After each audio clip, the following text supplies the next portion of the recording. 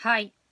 Some people ask to me how I start to do upcycling fashion. So it was hard at the beginning for me to explain that it's because I was an homeless. Basically, I was on the streets, and most of the time I was without something comfortable or nice to wear. And then when I found definitely I found support. I mean, hospitality from some people here in London. Then they start to present to me something that you call unwanted clothes. Then I receive this like a present, and I start to think, look, I'm a fashion designer. I study as a fashion designer, so maybe I can revamp this dress like I want. And then this is how I start.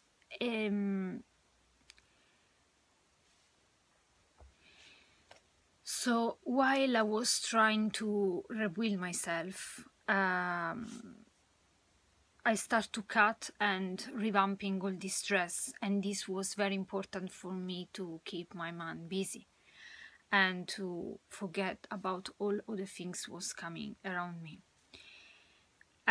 So I found my first job as a cleaner in the offices, and then I was grateful, and I says, okay, now this is the time when I can start to make it better.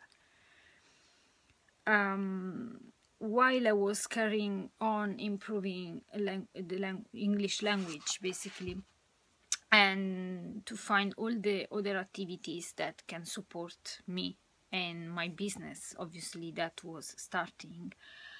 I was losing in the same times all the things that was important for me, my partner, my cat, my PC, and I was going through all the emotions.